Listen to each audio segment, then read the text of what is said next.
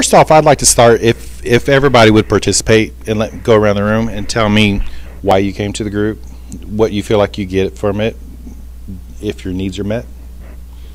I know it's a very pointed answer, but you know, I'll tell you the reason why I'm asking this question too is, you know, from the years that I have been around ACB, I noticed two things happen in the course of people joining the group. First off, it's a support group for them, and they're trying to come to terms. They have a sense of, I've heard the word void used a lot in their lives, and somewhere along the way, I think they come to a level of acceptance. And then for those who continue to stay around after they've hit that level of acceptance, it becomes a social group for them.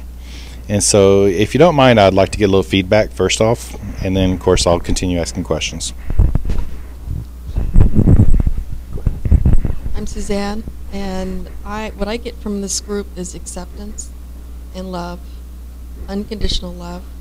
I came because it was important to me to connect with people that knew where I had been, and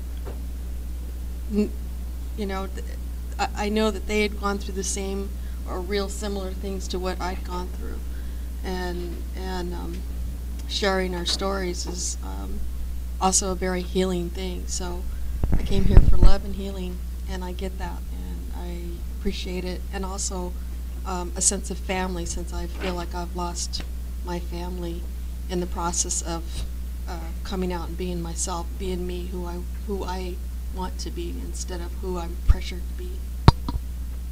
Okay.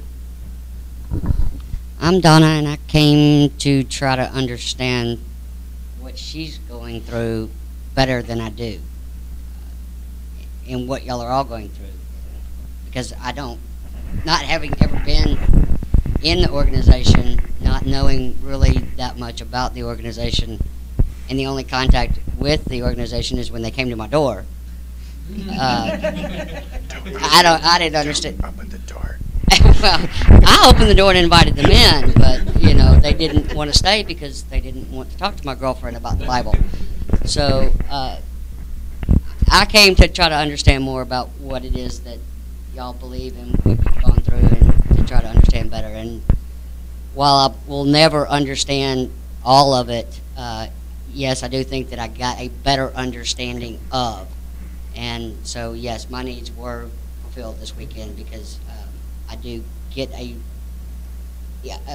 glimpse into it. And that's the most that I could have hoped for, was to get a glimpse into it, because this was a lifelong thing, or decade-long thing for many of you. I can't hope to get that in 2 days. But I did get a lot more understanding than I had. So I'm very happy with that.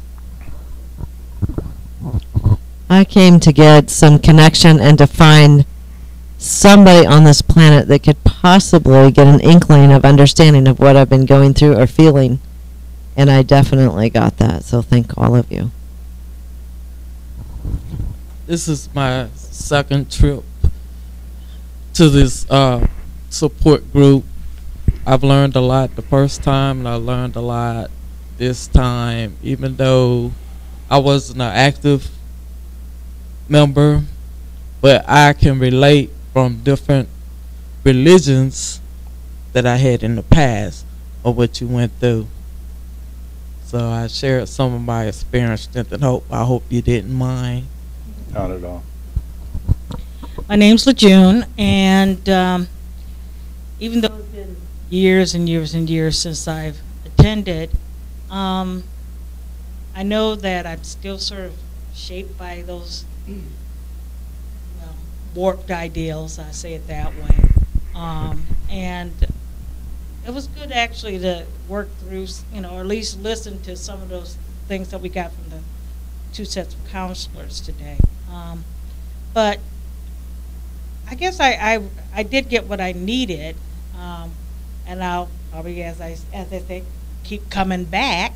Now I won't be knocking on your door, please. So yeah, it started off as being a social. It started off being informational, and now it's more of social. But I still have more things to learn about that and how it still shapes me. Frank, before you begin, I really would like blunt honesty here, because as the microphones, I hated them back then. I hate them now. If you ever stood there for 30 minutes while Sister self-righteous with the microphone pole, and you're like, you know, you learn to have a disdain for these goddamn coaxial cables, and you're over there like. And she's up to grab that microphone pole and let me tell you. But I really, if there's ideas that you, what'd you say?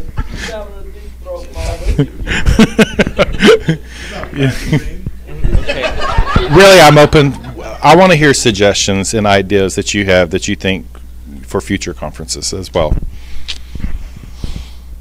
Bear with me, guys. I'm not really good at group talking sessions. So I'm Frank, and this is my 4th conference that I'm attending. And in February of next year, it'll be my 20th anniversary of my disfellowshipping.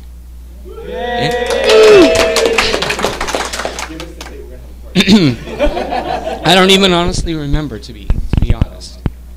But I keep asking myself this question after each year. Okay, why do I keep coming? Do I need to keep coming? I should be over this already. I've been out of the organization longer than I've actually been in it. And I keep asking myself that question. And every year I keep wanting to come back because I get validation. I get validation as a person. I get validation for the way I feel. I get validation from the fact that I may not have my family to turn to anymore for anything because they've all abandoned me for the fact that I left the organization and the fact that I'm gay. But it's nice to know that I have a family here that I can call a family, and also friends that truly care about me. And for me also, it's just really therapy and just getting to know more, not only about me, but getting to know more about other people's experiences, and just really learning from those experiences and applying them to my own life, and just helping myself just become a better person because of it. I don't know if I can really say what improvements I would add to the conferences. I really enjoy them thoroughly. They've definitely add value to me, and I think it's fine the way it is. If I think of anything, I'll definitely pass it along. One thing I'd really like to hear from you today, that this is the best conference ever. Actually, Frank, I don't need you to tell me that. I'd like for you to tell Sammy Sam over here that one. Well, I'm actually proud of the fact that Sammy's in my local chapter, and I have a lot to thank for him. But I honestly think that each of these get better and better for me, not any less or any similar. Yeah, I think it also is because each one has, like you said last time, each one has its own personality. Personality of the groups in the area, and the personality, just because each person tries to make sure they cover something different. I'm Sheree. I started coming to the conferences with Larry. This is my 3rd year. More as the Fruit Fly supporter. But in that time of actually coming to terms with my own sexuality and accepting it. It's great also regarding the religion and those who have left it and have that bond, that support, that friendship that we had back then and that so many of us miss. But it's actually genuine and honest now. It's not an act. It's what that organization said it was, but wasn't. It's what we truly are here, is what they said they were. So. I'm Gabe. I came because it was here in Houston this year, and this is where I live. I don't think I was involved in it as much as y'all were. It was a part of my life when I was in high school, and I remember sitting out by the school in the mornings and studying, doing a book study because my parents wouldn't let me go to the Kingdom Hall because I was trying to go out of my way for it. but I came because I wanted to see what it was about, because I met Larry because of that background. And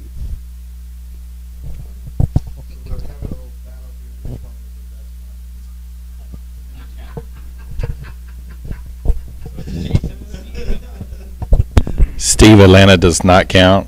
It was horrible.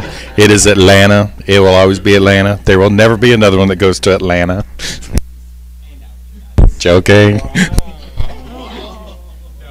Actually, there's a little inside story to that between me and Steve, and so anybody that knows me well enough, I do not go to Atlanta, because every time I've ever been to Atlanta, and I'm not talking 1 or 2 occasions, I'm talking like 7 or 8. I'm not even talking minor problems. I'm talking catastrophic level, situations have happened. I mean, one time I got beat the hell up, and almost died from it in Atlanta almost 10, 11 years ago. And one time I was in a plane. Yes. I was comatose for 4 days in a hospital. One time I was actually in a private plane, and I was flying to Charleston, South Carolina, and we were in Atlanta airspace, and all of a sudden I'm looking out the window, and there's all these F-16 fighter jets circled the plane, and of course, I'm not privy to the conversation the pilot is having with them, and next thing I'm made aware of, that we're about to be shot the hell down because our transponder is not working, and they are not responding to flight control of Atlanta, Hartsfield. Next thing I know, we're making a very emergency landing in Atlanta. And so Steve knows that I hate Atlanta with a passion, and I almost didn't go last year because I was just convinced that something bad was about to happen. It didn't? No, actually, it was a great conference. It was a great conference. Oh, my name's Van.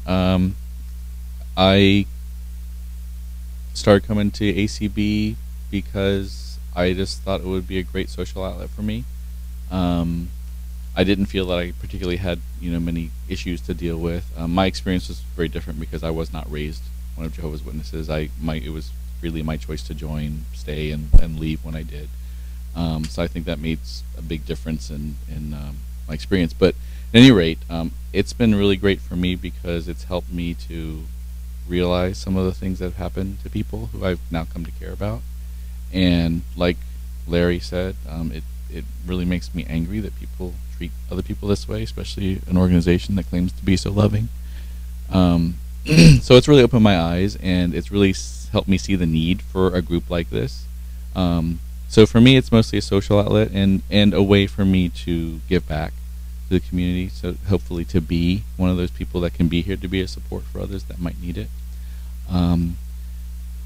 I think that getting to the little rivalry apparently that's happening here with the conferences. I think that every conference has its good points and it has its weak points, and each one is unique. And I don't think it's possible to say one's better or worse than another. Yeah, but I will say San Francisco had more people.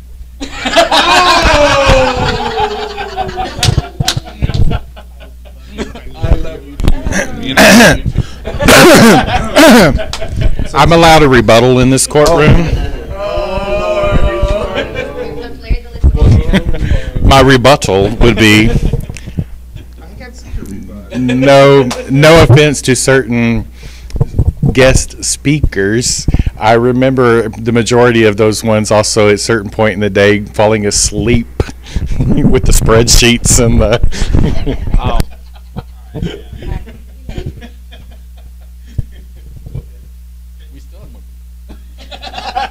and good food. The quality of the content were higher here.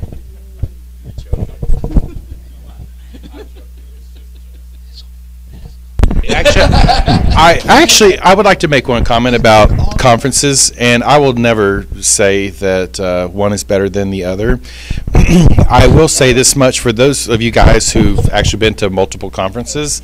Each conference always has its own personality. And it's kind of funny because, there's certain personalities, and some will mesh, some will not mesh. And it's always funny. Some conferences are pure party environments, and some of them are very emotional. Some of them are very just like, sometimes in the smaller groups, it has amazed me how it's like we stay together as this group, you know. And I can't say whether I like more large groups or smaller ones, because it's kind of funny. The smallest conference ever was in Dallas, Texas, probably the worst ill-planned one. And I think it was one of the most emotional ones I think I've ever been. 10 of us walked into a room just like this, put all the tables, chairs in a circle like this, and we talked for 2 days solid. And it was just, and I mean, I don't think there was a dry eye in the house at all. And there were no speakers, there was no speakers, there were no outlines, there was nothing. We just talked ad lib, and for 2 days solid. And we stayed together as a group. We partied as a group. We went to the same restaurants as a group, and it was just kind of a very bonding experience.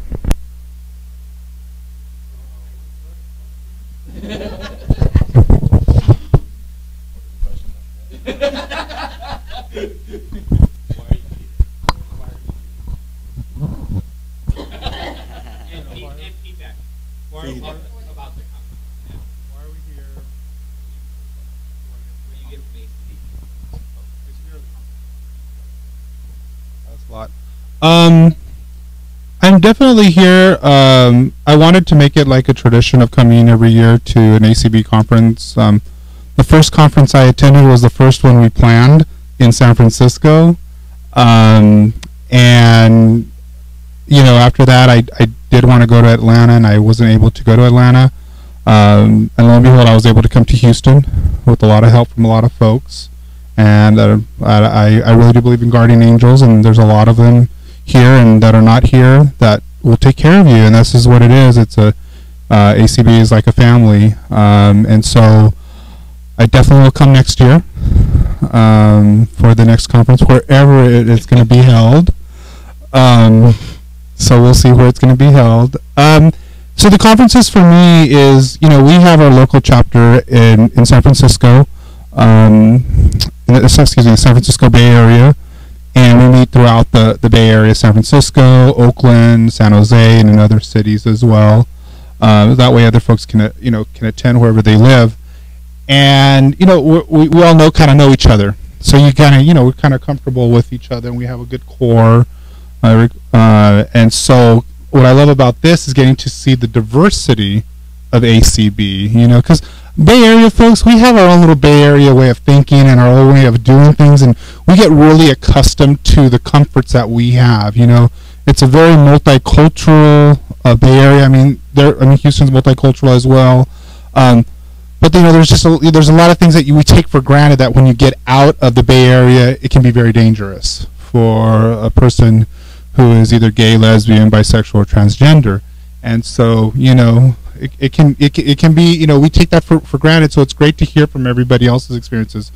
So what you all tell me makes me appreciate, you know, what I have, and appreciates what you've gone through, you know, the struggles that we've all gone through, and helps us then to be able to, if we ever find folks like you all in our area, to connect them.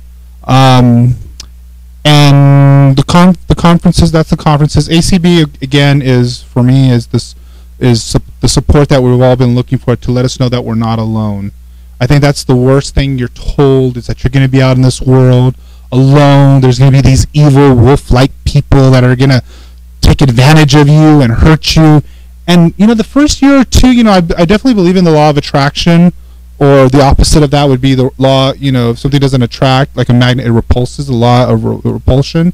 But you can also, you know, the law of attraction, you can also attract negativity. And I ended up finding those wolves, you know, to make it true, instead of looking for other folks that were, you know, kind of like me. And I did the same thing, the Google search, gay ex Jehovah's, you know, Jehovah's Witnesses, and bloop, there it came up. Back then it had some like Star Trek-y, like stars in the back. It was kind of like, oh, is this sci-fi? Or you know, are they going to heaven? It was kind of a goofy little background, you know.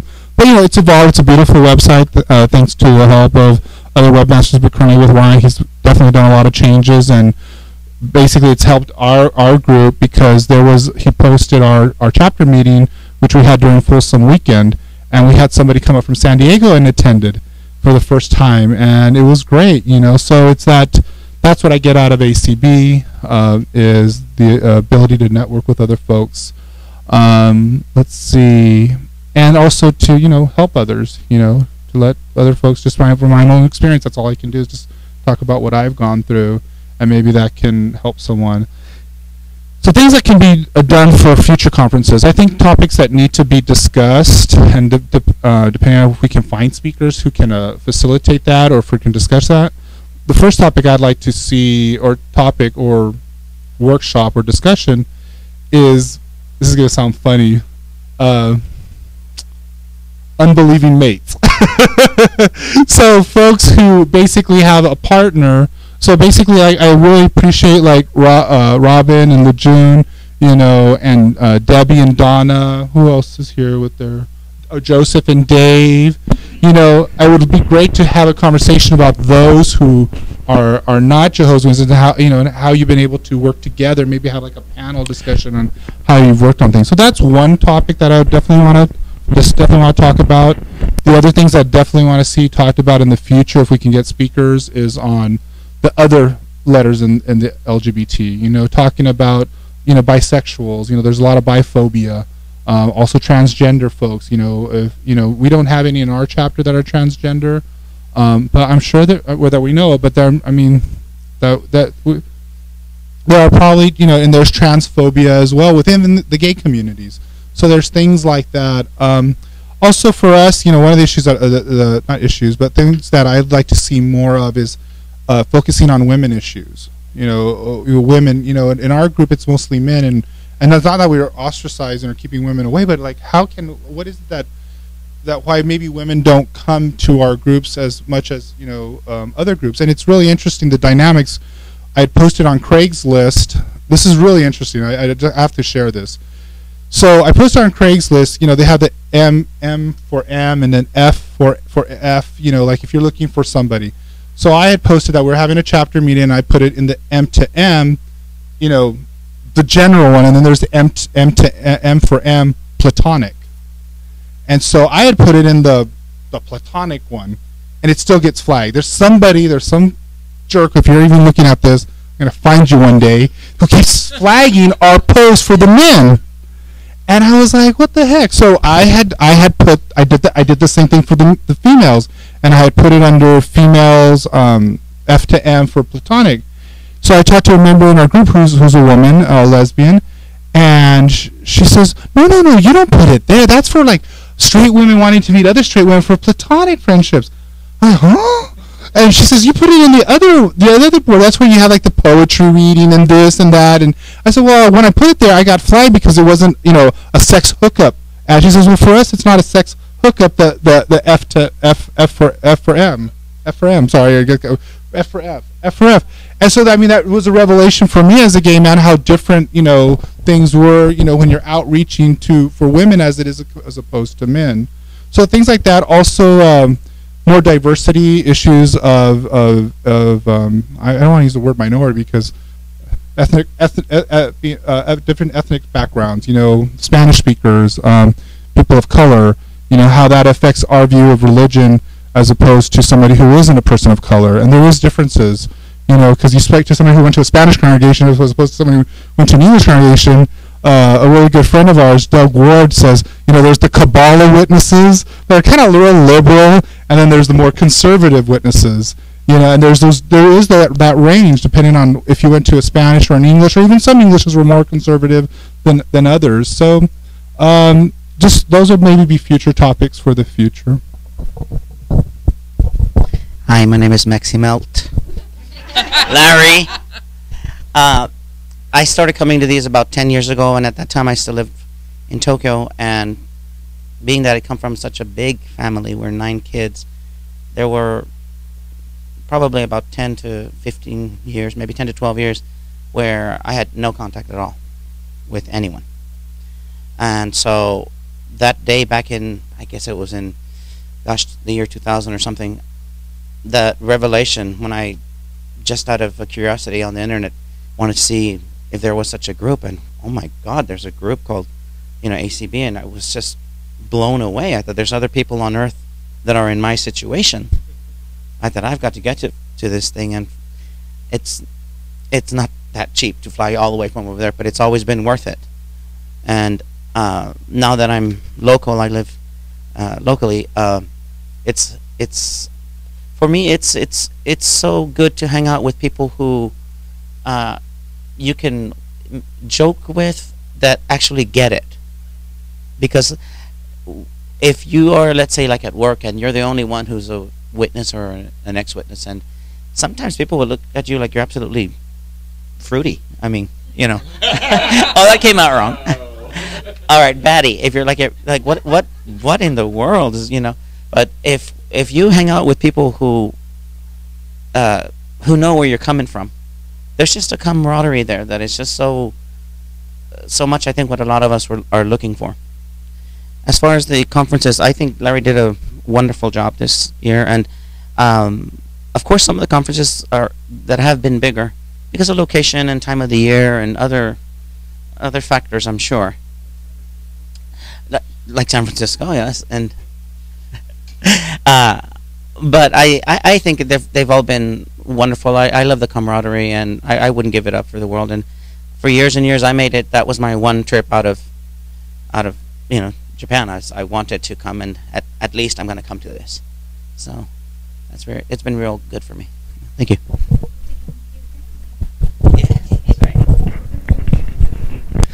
Hi, I'm Michael Price.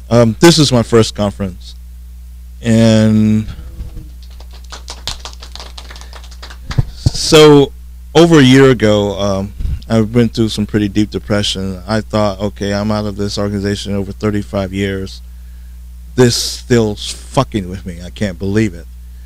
And so I went up and I found ACB to find some answers, and they wrote and they said, well, there's a person who's kind of like the circuit overseer in Houston. Contact him.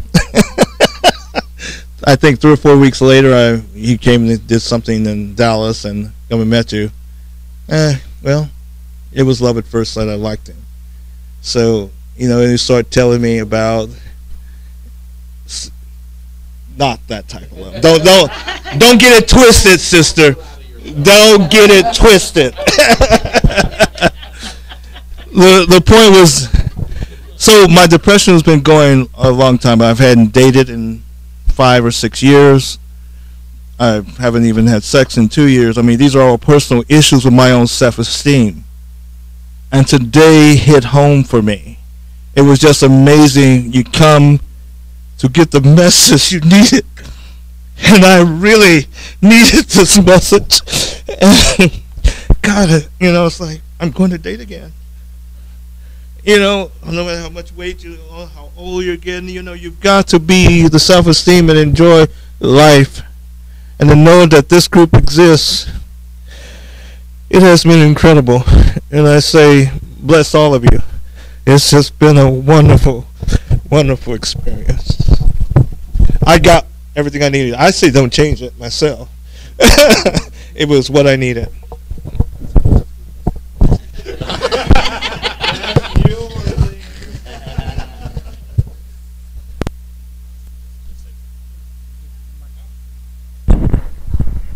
So I'm Ryan.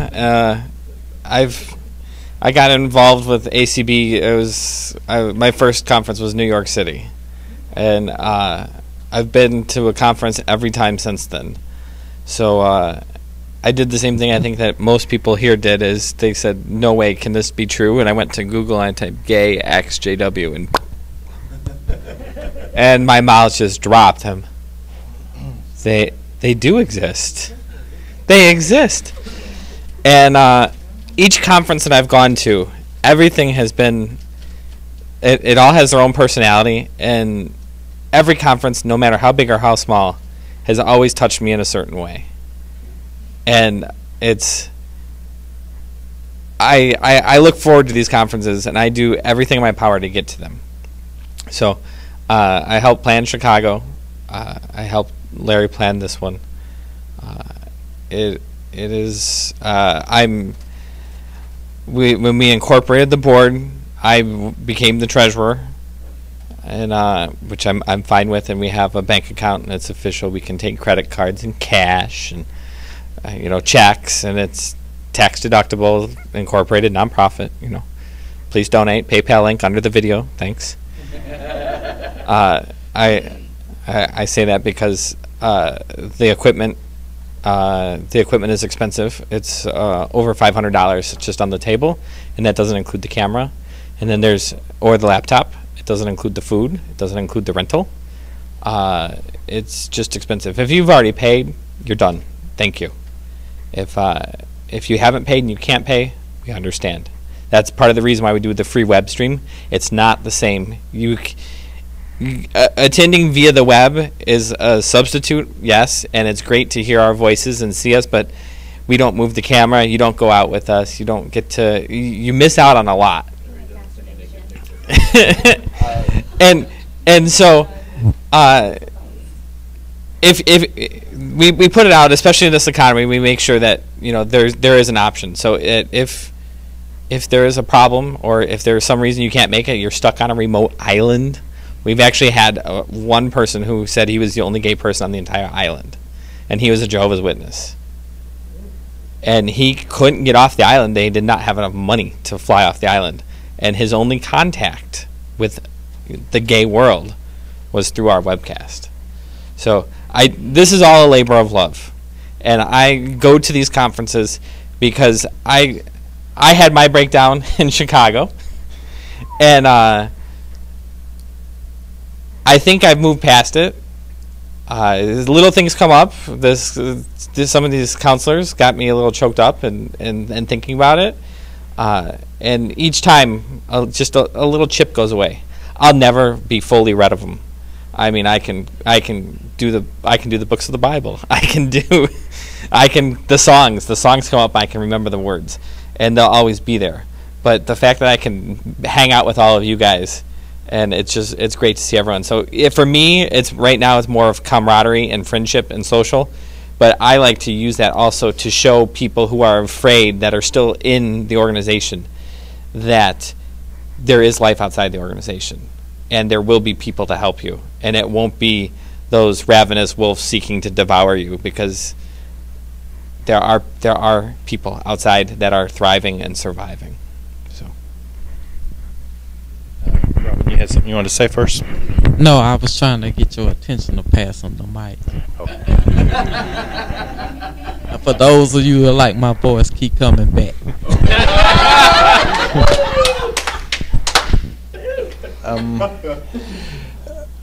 I would like to address a couple of things. First off, before I really got involved with conference planning, for the first couple of years that I came to the conferences, we used to actually have Ed Mac Jones and his partner. It's been it's very unusual. Do you remember? Timotheus. Yeah, thank you. I knew it was an offshoot of Timothy, but I couldn't remember exactly. And he was really a very unusual guy. Liked him a lot, and he would always sponsor a portion of the program and take all the partners off into a back room, and they'd have their own little mini conference. And so I'm actually a little energized that we've had 3 partners here this weekend. And so definitely I think, Sam, and that is something that we can explore again given next year's conference, where it's going to be. So if we have as good of a turnout, maybe it's something that an hour or 2 probably could be dedicated where they could go off by themselves. And Lord knows we're not easy to deal with.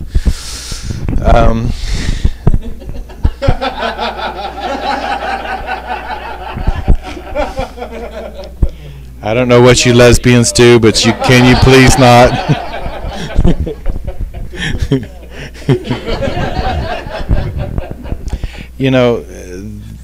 The simple truth is that I know it seems like, oh yeah, you just go rent a room and throw some chips and drinks on the table and call it a day and it's a conference. The simple truth is that as soon as Atlanta conference ended last year, immediately plans went in a way, and actually we went to scouting missions, spending weeks and weeks looking for different locations to entertain, and I have really busted my ass for the last number of years to make these conferences as cheap as possible for everybody to get here. And I have actually gone above and beyond, and I'm not trying to pat myself on the back, but I mean, really, we all go out of our way to make these things as cheap. So we spent actually months before we picked this location, you know, and then we're looking for cheap restaurants to eat at, and you know, plane flights, and you know, and it just, the time that goes into planning these, it takes every bit of a year, and even up until, you know, really just a week ago, I was still just putting the polishing touches on this one before, you know, everybody started arriving. So I say everybody, let's give it up for Larry. It's Larry and everyone, you know, Sam else. serves on the board, Ryan has served on the board, and Melissa, who's not here today. You know, it's all been a really, it's not just me, and I'm not going to take the applause for it, so I'm going to pass it around to these other guys too. And so you know, it's a collective, or I'd like to think it's a collective. So and so board collective, so and so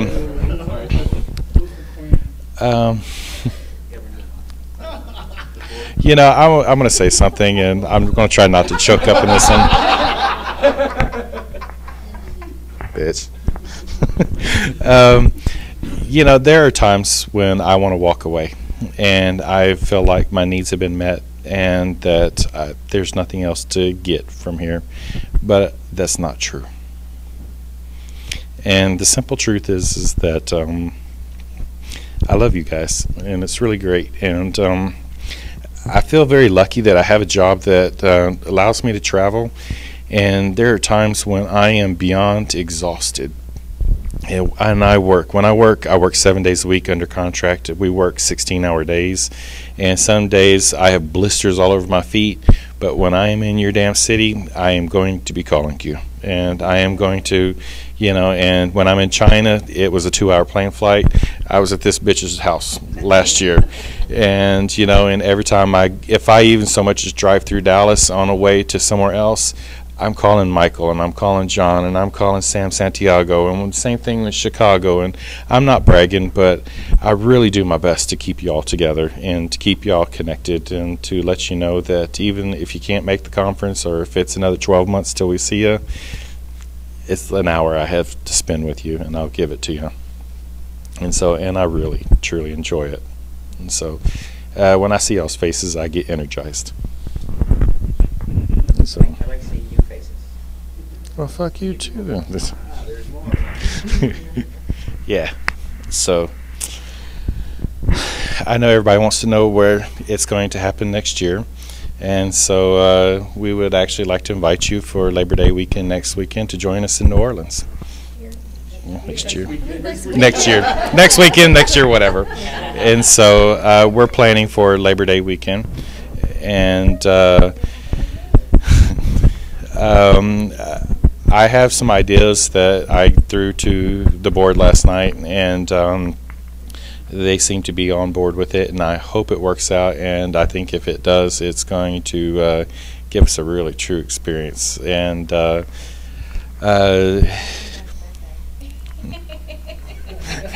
yeah, ask me about the birthday. So anyways, no, yeah, so yeah.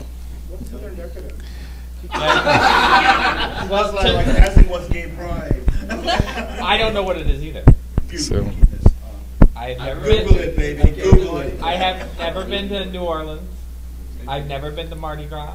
okay. So for those who do not know, I'm just going to give you a little teaser here. Southern Decadence many years ago originally started as a bear event. And somewhere along the way, it became the second largest event, second to actually Mardi Gras.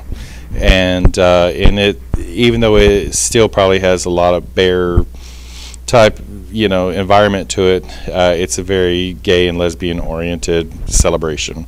And actually, if you remember, after New Orleans, Hurricane Katrina, was it Pat Robertson, the religious freak? He said that New Orleans was struck and decimated because of how liberal they are with Southern Decadence Weekend.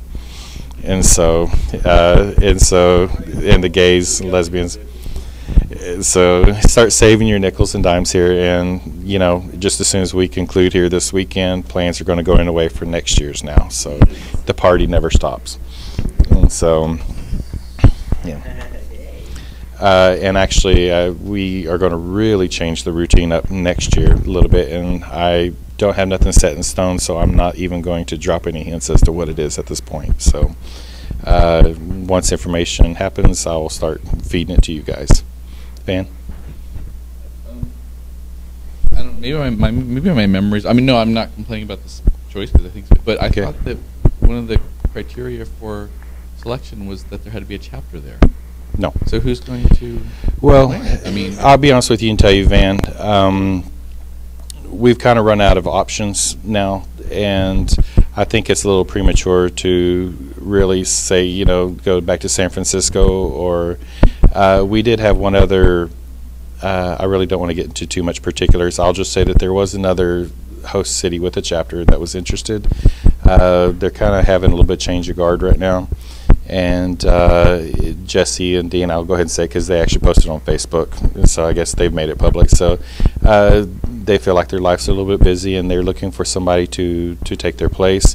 And Jesse had expressed interest to the board of having it there next year.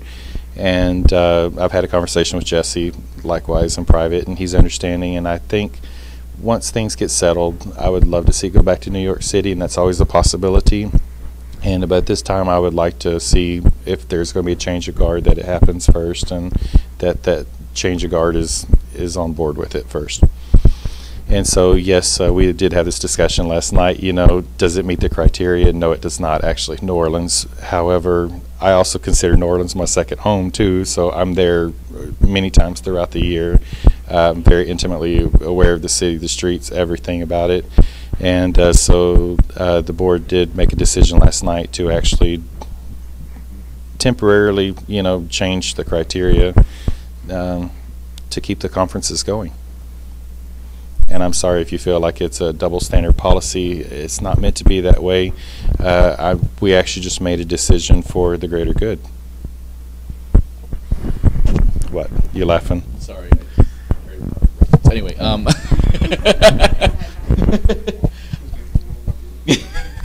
no. So actually, no, I'm fine with it. That's fine. Okay.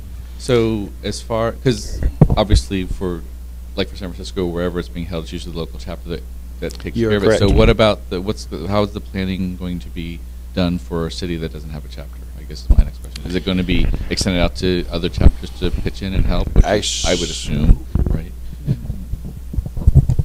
I would actually love to have Atlanta chapter help out with that, and I would be glad to do most of the spearheading the work. That's kind of the plan that I presented to the board, and so I'll be doing most of the spearheading work myself. I already have. What's that? What do you mean? Oh, hon, this is not 2 in a row now. Give me a second. Me and Ryan have been working on the boards or the conferences for about 6-7 years already. So some of you may not know, Larry has been involved in almost each and every conference, at least that I can recall, since New York. He does a lot of behind the scenes work, and sometimes he stirs the pot. But in the end, we have a conference, and it turns out to be good and worthwhile. So Larry's been planning conferences probably for the last 10 years, I would guess. Almost. So, and then I've only done a few, and I'm in for another round. So ding ding. You have any reservations? No, I'm just concerned that it just seems like you're being overburdened. I would always appreciate the help. So that's sort of what I mean. Is this something that I don't know what the board has decided. My question is the expectation then that since it's in a place that doesn't have a chapter, are the other chapters are going to be asked I will help talk with to the Atlanta. FYI, New Orleans has actually had 2 other conferences before, so this is going to be the 3rd one there. Actually, from times past, it was really Steve Misek who really, I think, stepped up to the plate and did those. So like I said, since it's kind of halfway between here and halfway for Atlanta as well, I have not spoke to them yet. Steve, I will be calling. You will answer the phone.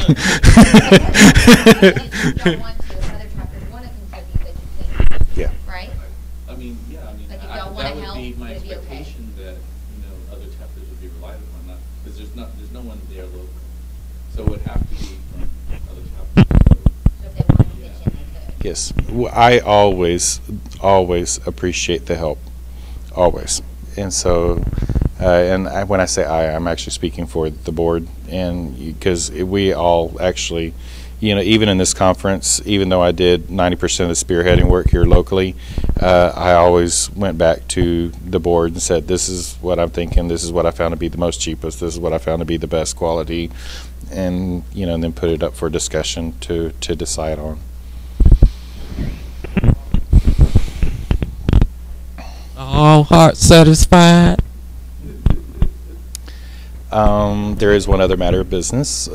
Speaking about the board, we have had 2 members step down, and so I'm not going to put this open for people to be nominated as we did in San Francisco. I would like to actually request that if anybody is interested, to approach me or Ryan in private. If you want to think about it, you can send either of us an email, and we'd like to talk about it. Fair enough? Okay. And so, of course, this is going in the online portion of the conference. And so tomorrow the itinerary basically is, if everybody would be at my house around 10:30, we'll have little brunch items, and then we're going to go to the park across the street from my house and have the good old-fashioned get-together. And so, well, most everybody's in a hotel, so no, I'm not going to ask that. So we will have food there tomorrow, and so probably fried chicken and just the fixings that go along with it. And so it'll be under the trees, and the only thing is if there's any bad weather, we'll probably just relocate it back to my house. And so another thing too, actually, for everybody that's in La La Land, last night, for those who were in the house, we were doing videos. We are making some major changes to the website eventually. Are you going to talk about that? No, go ahead. I'll be glad to let you do it. I'll add some extra. Okay. So for you guys that are here, anybody that would like to be a portion of it and tell your story, Suzanne did, I did, and Sam did last night. Anybody else who would like to tell their... Oh, that's right. I'm sorry. I was gone at that time, but I came at the last tail end of it and interrupted it. But I love you too, Van. And so anyway, so anybody who would like to tell their life story, if there's any portions of it that you don't feel comfortable with, but we can edit that out. Sam is the interviewer, and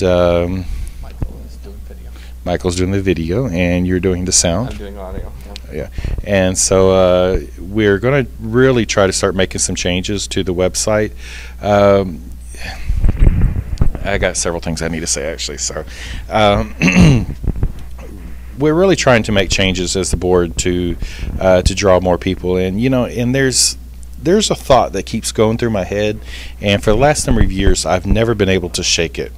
And I've said this before in other conferences, and I'm going to say it again. And you know, the general consensus is 1 out of every 10 people in the normal world is gay, lesbian, bi, or transgendered. And you know, if you take what did Tony say earlier? 7 million. 7 million plus people. You know, you take. I know when I left the organization in whenever it was, 98, 99, roughly 40,000 people a year were being disfellowshipped, and of that, 90% of those were of sexual nature that they were being disfellowshipped for.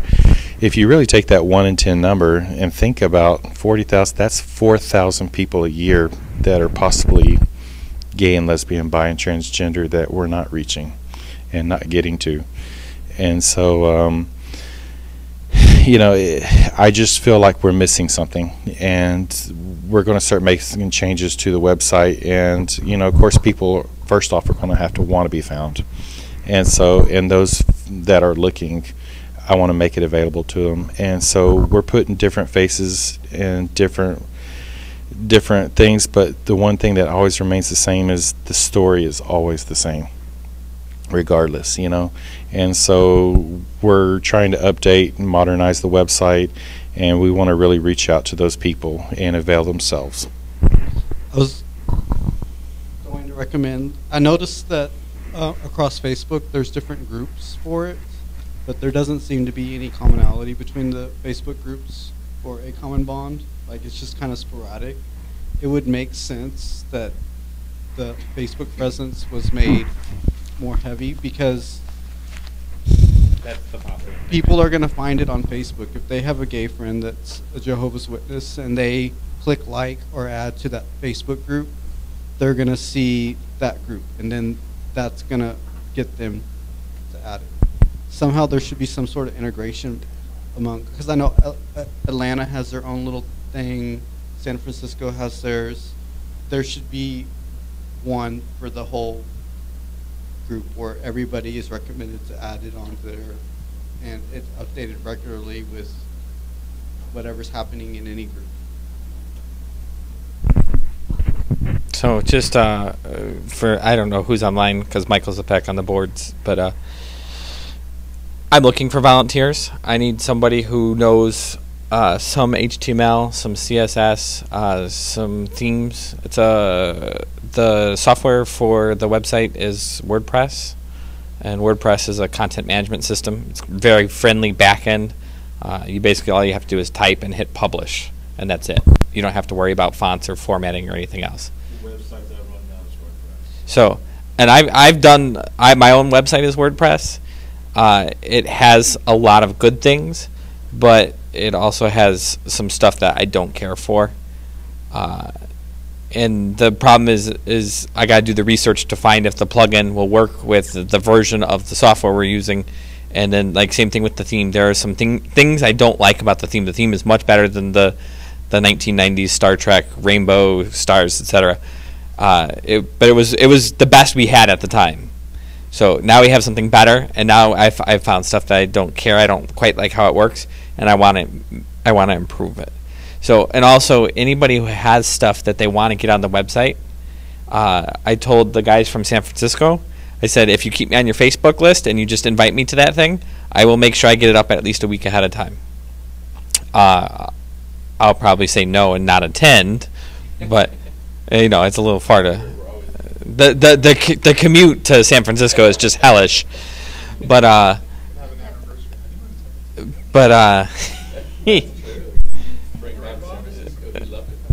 so, but I'm looking for volunteers, and I need somebody with some programming / web experience to help with the website. I assume they don't need to. I'd prefer if they were. Well, ultimately, I mean, that's what we would like to prefer, but I mean, no.